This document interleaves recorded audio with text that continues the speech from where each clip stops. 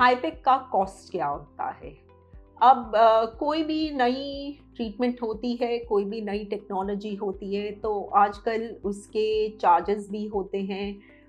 धीरे-धीरे cancer treatment ज़्यादा expensive होती जा रही है और पेशेंट्स का सबका यही कंसर्न रहता है कि इसमें खर्चा कितना होगा और उस खर्चे का हमको फ़ायदा कितना होगा।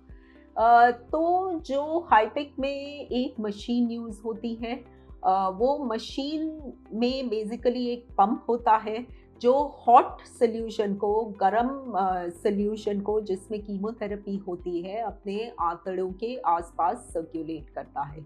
इससे जो कैंसर के छोटे-छोटे सेल्स होते हैं वो डिस्ट्रॉय हो जाते हैं।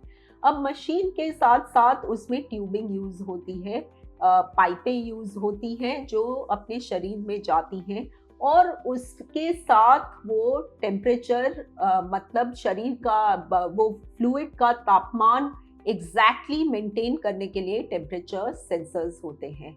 अब क्योंकि ये ट्यूब्स और टेम्परेचर सेंसर्स पेशेंट की बॉडी में जा रहे हैं, तो हम एक पेशेंट से दूसरे पेशेंट में उसको यूज़ नहीं करते, क्योंकि उसमें इन्फेक्शन का चांस होता है और कोई ऐसा HIV, HPSAG ऐसा कुछ भी लग सकता है अगर फ्लूइड्स का एक्सचेंज हो।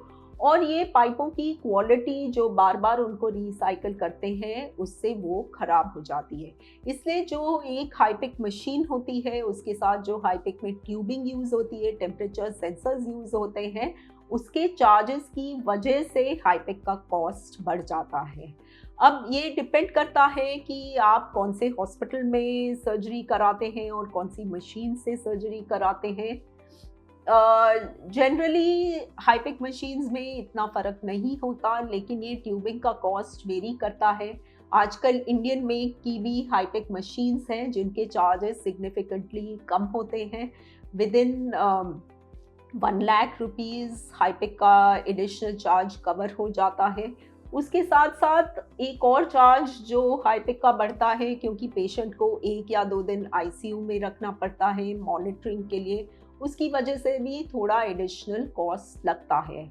लेकिन अगर पेशेंट को हाईटेक की ज़रूरत है, अगर उसको सही में हाईटेक से बेनिफिट होने वाला है, तो बहुत सारे तरीके हैं जिससे कि हम हाईटेक का कॉस्ट रिड्यूस कर सकें और पेशेंट के लिए उसको अफोर्डेबल बना सकें।